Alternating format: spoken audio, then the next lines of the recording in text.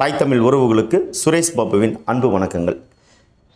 நேற்று மாலையிலிருந்து இன்றைக்கி வரைக்கும் தமிழ்நாட்டையே உலுக்கிட்டு இருக்கிற ஒரு செய்தி என்ன அப்படின்னு பார்த்தீங்கன்னா, கள்ளக்குறிச்சியில் கருணாபுரத்தில் கள்ளச்சாராயம் மருந்தி நான் இப்போ பேசிகிட்டு இருக்கிற இந்த ஜூன் 20ஆம் தேதி மதியம் 2 மணி வரைக்கும் கிட்டத்தட்ட 38 பேர் பலியாயிருக்காங்க. இந்த கள்ளச்சாராயம் மருந்தி கடந்த 3 ஆண்டுகளாக இந்த திராவிட மாடல் அரசு பொறுப்பேற்று திரு முத்துவேல் கருணாநிதி ஸ்டாலின் அவர்கள் பொறுப்பேற்றதிலிருந்து தமிழ்நாட்டில் கள்ளச்சாராயம் மட்டுமல்ல, கஞ்சா, அபின், மித்து, இந்த மாதிரி பல்வேறு போதை பழக்கங்களில் மாணவர்கள், இளைஞர்கள், கூலி தொழிலாளர்கள் வயது வித்தியாசம் இல்லாமல், ஏழை பணக்காரன் இல்லாமல், எந்த பாகுபாடும் இல்லாமல் பலதரப்பட்ட வெறும் போதைக்கு அடிமையாகி கொண்டு இருக்கக்கூடிய ஒரு சூழலில் இந்த ஆட்சியாளர்கள் இந்த 3 ஆண்டு கால சாதனையாக இன்றைக்கி அந்த சாதனையின் ஒரு வெளிப்பாடாக கிட்டத்தட்ட 38 பேர் பலியாயிருக்காங்க இந்த நிமிஷம் வரைக்கும். இன்னும் 200க்கும் மேற்பட்டவர்கள் விழுப்புரம், சேலம், கள்ளக்குறிச்சி, ஜிப்மர், புதுச்சேரி ஜிப்மர் உள்பட மருத்துவமனையில் சிகிச்சை பெற்று வந்துட்டுருக்காங்க. அப்போ கள்ளச்சாராயத்தை தடுக்கிறதுக்கு ஒரு காவல்துறையில் ஒரு பிரிவு இருக்குது. சட்ட ஒழுங்கு பாதுகாக்கக்கூடிய பொறுப்பு காவல்துறைக்கு இருக்குது. அந்த காவல்துறை நிர்வகிக்கக்கூடிய பொறுப்பு நம்மளுடைய தமிழ்நாடு திராவிட மாடல் ஆட்சி அதிகாரத்தை கையில் வச்சுட்டு இருக்கக்கூடிய முதல்வர் ஸ்டாலின் அவர்கிட்ட இருக்குது. இப்போ கிட்டத்தட்ட 38 பேர் இறந்துட்டாங்க. தலைக்கு இன்னைக்கு 10 லட்ச ரூபா அறிவிச்சிட்டாங்க. இதோடு இந்த பிரச்சனை முடியுமா அப்படின்னா, கடந்த ஆண்டு இதே போல் விழுப்புரம் மாவட்டத்தில் மரக்காணம் ஈக்கியர் குப்பத்தில் பார்த்திங்கன்னா 11 பேர் இறந்தாங்க. இப்படி வருடம் இந்த கள்ளச்சாராயத்தினால இந்த டாஸ்மார்க்கை மூடிட்டா கள்ளச்சாராயம் பெருகிடும் அப்படின்னு சொல்லக்கூடிய இந்த ஆட்சியாளர்கள், இந்த இரு திராவிட கட்சிகள் அதிமுக, திமுக 2 ஆட்சியாளர்களும் அவர்கள் ஆட்சி பொறுத்தவரை இருக்கும்போது இந்த டாஸ்மார்க்கை மூடுனா கள்ளச்சாராயம் வளர்வதை தடுக்க முடியாது அப்படின்னு சொல்லிட்டு டாஸ்மார்க்கை ஊர் எங்கும் சந்து பொந்து எல்லாமே வச்சுட்டாங்க. இருந்தும் இன்றைக்கி கிட்டத்தட்ட 38 பேர் இறந்துருக்காங்க அப்படின்னா, அதுவும் பார்த்திங்கன்னா சாதாரண எளிய கூலி தொழிலாளிகள்.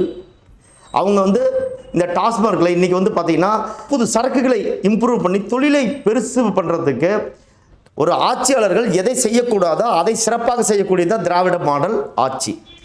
இன்றைக்கி பார்த்திங்கன்னா இந்த விற்பனையை அதிகரிக்க வீரனை அறிமுகப்படுத்துகிறாங்க, கோதுமை பீரை அறிமுகப்படுத்துகிறாங்க. இப்படி புது சரக்காக பண்ணி மேலும் இந்த சமூகத்தை ஒரு போதை பழக்கத்திற்கு ஆளாக்கக்கூடிய ஒரு பொறுப்பை இந்த திராவிட மாடல் ஆட்சி மிகச்சிறப்பாக பண்ணிகிட்டு இருக்காங்க. இந்த 3 ஆண்டு கால ஆட்சி இன்னும் 30 ஆண்டு காலம் பேசும் அப்படின்னு சொல்கிறாரு. இன்னும் பேசும், இந்த காலம் இருக்க வரைக்கும் பேசும் இந்த திராவிட ஆட்சியாளர்கள். ஏன்னா இந்த சாராயத்தை கொண்டுட்டு வந்தவரே திரு முத்துவேல் கருணாநிதி ஸ்டாலினுடைய தகப்பன் கள்ளக்குடி. ஏன்னா அதுலேயே குடி இருக்குது. கள்ளக்குடி கண்ட கருணாநிதி அவர்கள் தான் அவர் ஆட்சி பொறுப்புக்கு வந்தவொடனே சாராய கடைகளை திறந்தார். அன்னைக்கு ஆரம்பிக்கப்பட்டது கிட்டத்தட்ட 55 ஆண்டுகளாக தொடர்ந்து இரு திராவிட கட்சியிலும், இதில் ஏடிஎம்கே டிஎம்கே மாறி யார் வந்தாலும் சரி, இது மாதிரி பல கள்ளச்சாராயத்தில் அருந்தி பல பேர் இறந்துருக்காங்க. ஆனால் இவங்க வரும்போது அவங்க மதுவிலக்கை கொண்டாடுவாங்க, அவங்க வரும்போது இவங்க மதுவிலக்கை கொண்டாடுவாங்க. மாறி நம்மளை ஏமாற்றி ஆட்சி அதிகாரத்தை பயன்படுத்தி கொள்ளையாக இந்த இரு கட்சிகளை சேர்ந்தவர்கள் தான் இந்த டாஸ்மார்க்குக்கு அனுப்பக்கூடிய மது பாட்டிலை தயாரிக்கக்கூடிய நிறுவனங்கள் வச்சுருக்காங்க. இவங்க எதிர்கட்சியாக இருந்தால் ஆளுங்கட்சியில் இருக்கிறவங்க நாங்கள் வந்தால் இந்த நிறுத்திடுவோம் அப்படின்னு சொன்னாங்க. இந்த 2 கட்சியிலும் இது வரைக்கும் எதையும் நிறுத்தாமல் தொடர்ந்து மக்களை குடிக்கு பழக்கப்படுத்தி இன்றைக்கி தொழிலை விட்டு அவர்கள் வெளியேற்றக்கூடிய ஒரு சூழலில் உருவாக்கியிருக்காங்க. இன்றைக்கி வடமாநில தொழிலாளர்கள் உள்ளே வராங்க அப்படின்னா இவங்க வேலை செய்கிறது சரியில்லை அப்படின்னு சொல்கிறாங்க. காரணம் என்ன அப்படின்னா, தமிழ்நாட்டில் இருக்கக்கூடிய திறமையான தொழிலாளிகளை மதுவுக்கு அடிமையாக்கி, போதை பொருளுக்கு அடிமையாக்கி, தொழிலிருந்து அவங்களை வெளியேற்றிட்டு இன்றைக்கி வேலைக்கு ஆள் இல்லைன்னு நம்ம சொல்லிகிட்டு இருக்கோம். இதுக்கெல்லாம் மூலம் யார் அப்படின்னு பார்த்தீங்கன்னா, பொறுப்பேற்றுக் கொள்ள வேண்டியது யார் அப்படின்னு பார்த்தீங்கன்னா, இந்த இரு ஆட்சியாளர்கள் தான். திராவிட முன்னேற்றக் கழகம், அண்ணா திராவிட முன்னேற்றக் கழகம். யாரும் இவர் அவரை பழி போடுவார், அவரை இவ்வளோ 2 பேரும் இதற்கு பொறுப்பானவர்கள். இப்படி தொடர்ந்து நடந்துகிட்டு இருக்கு. சட்ட ஒழுங்கு இவங்க தான் வச்சுருப்பாங்க, காவல்துறை இவங்க தான் இருக்குது. அப்போ கிட்டத்தட்ட ஒரு 200-250 பேத்துக்கு மேலே இன்றைக்கி சிகிச்சை அடித்து 38 பேர் இறந்துருக்காங்க அப்படின்னா, இது எவ்வளோ பெரிய ஜோராக இந்த வியாபாரம் நடந்திருக்குன்னு பாருங்கள். அப்போ காரணம் என்ன அப்படின்னு பார்த்தீங்கன்னா, இந்த டாஸ்மாகில் விற்கக்கூடிய மதுபானங்கள் விலை ரொம்ப அதிகமாக இருக்குது.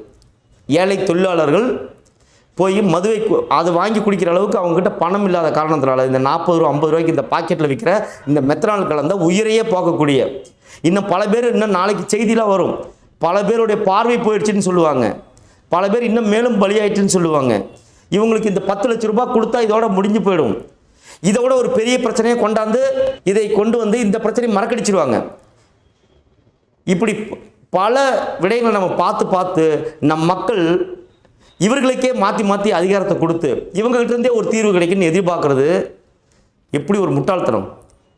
இந்த ஆட்சியாளர்கள் இன்றைக்கி அது 10 லட்சம் கொடுத்ததோட இவங்க இது கடமை முடிஞ்சு போச்சு. இதை இன்னும் ஒரு வாரம் பேசுவோம், அதுக்கப்புறம் இன்னொரு பிரச்சனை வரும், அதை பற்றி பேசுவோம். அப்போ இதற்கு தான் அண்ணன் செந்தமிழன் சீமான் அவர்கள் உடனடியாக மதுவிலக்கை அமுல்படுத்த வேண்டும், டாஸ்மாக் கடைகளை மூட வேண்டும் சொல்லி ஒரு அறிக்கை கொடுத்திருக்கார். மக்கள் பிரச்சனை அப்படின்னா முதல்ல நிற்கக்கூடிய ஒரு கட்சி அப்படின்னு பார்த்தீங்கன்னா தமிழர்கள் மேலும் தமிழ் மக்கள் மேலும் இந்த கலாச்சாரத்தின் மேலும் பண்பாட்டின் மேலும் அன்பு கொண்டு நேசிக்கக்கூட பேரன்பு கொண்டு நேசிக்கக்கூடிய ஒரு தலைவன் என்றால் செந்தமிழன் சீமான் அவர்கள் மட்டுமே. இதற்கு அடுத்த மிகப்பெரிய போராட்டங்களை நிச்சயம் நாம் தமிழர் கட்சி முன்னெடுக்கும். இதுக்கு ஒரு தீர்வு கொடுக்கணும். அப்போ என்ன பண்ணணும், இவங்க கிட்ட இருந்து அதிகாரத்தை பிடுங்கி இந்த அதிகாரத்தை இந்த நல்ல செய்யணும் அப்படின்னு துடிச்சிட்டு இருக்கிற நாம் தமிழர் கட்சியில் அதிகாரத்தை கொடுக்கணும். இப்போ விக்கிரவாண்டியில் இடைத்தேர்தல் நடக்க போகுது. இன்றைக்கி இந்த திராவிட முன்னேற்ற கழகத்தை ஆட்சியுடைய அவலங்களை இன்றைக்கி அதை கொண்டுட்டு போய் வைக்கிறதுக்கு ஒரு நல்ல வாய்ப்பு இருக்குது. இந்த மக்கள் விக்கிரவாண்டி மக்களுக்கிட்ட மிகப்பெரிய ஒரு சமூக பொறுப்பு இருக்குது. கள்ளக்குறிச்சி மாவட்டம் பக்கத்தில் தான் இருக்கிற மாவட்டம் தான். அப்போ இந்த திராவிட மாடல் ஆட்சியினுடைய அலங்கோலங்களை கண்டிக்கிறதுக்கு தண்டிக்கிறதுக்கு ஒரு மிகப்பெரிய ஒரு வாய்ப்பு இருக்குது. அதற்கு விக்கிரவாண்டி தேர்தல் நாம் தமிழர் கட்சி நீங்கள் வெளில வச்சிங்க அப்படின்னா ஒருத்தர் போய் என்ன பண்ண முடியும், இந்த கேள்வியெல்லாம் கேட்க வேண்டாம்.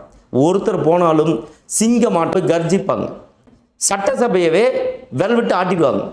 பெஞ்சை தட்டிட்டு போகிற சட்டமன்ற உறுப்பினராக இல்லாமல் சட்டத்தை அமுல்படுத்தக்கூடிய நல்ல கருத்துக்களை எடுத்து வைக்கக்கூடிய மக்கள் பிரச்சனைகளை கொண்டு போய் அவர்கள் தீர்க்கக்கூடிய ஒரு சட்டமன்ற உறுப்பினராக தங்கை அபிநயா இருப்பாங்க.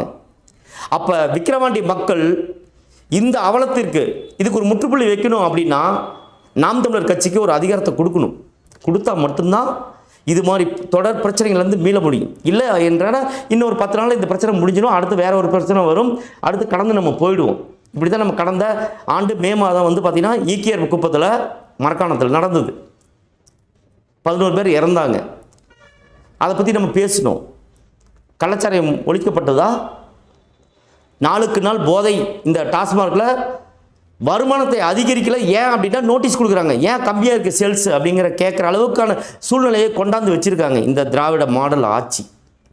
இதை நாம் முற்றாக அழிக்க வேண்டும். மக்கள் எழுச்சி பெற்று ஒரு புரட்சி செய்யணும். அந்த புரட்சியை நம்ம விரைவில் முன்னெடுக்கணும். அதற்கு ஒரு வாய்ப்பு தான் இந்த விக்கிரவாண்டி தேர்தல். இந்த திருட்டு திராவிட முன்னேற்ற கழகத்திற்கு நாம் ஒரு சரியான பாடத்தை கொடுக்கணும். ஏன்னா இன்றைக்கி 40 ஜெயிச்சுட்டாங்கிற ஒரு மமதையில் இருக்கிறாங்க. இன்றைக்கி ஒட்டுமொத்தமாக விக்கிரவாண்டியில் ஏறத்தாழ ஒரு அனைத்து அமைச்சர்களையும் வச்சு பணத்தை கொடுத்து ஈஸியாக வெற்றி பெற்றுருவாங்க. இதற்கெல்லாம் சமுட்டி அடிக்கிறதுக்கு தமிழக மக்களின் ஒரு பிரதிநிதியாக இன்றைக்கி இருக்கக்கூடிய வாய்ப்பு விக்கிரவாண்டி மக்களுடைய கையில் இருக்குது. இந்த ஆட்சியாளர்களுடைய கொட்டத்தை அடக்குவதற்கு உங்கள் கையில் தான் அந்த வாய்ப்பு இருக்குது. இனியும் நாம் பொறுக்க வேண்டாம், பொங்கி எழுவோம். இந்த திராவிடத்தை தூக்கி எறிவோம், தமிழ் தேசியத்தை அரங்கேற்றுவோம். நன்றி, வணக்கம்.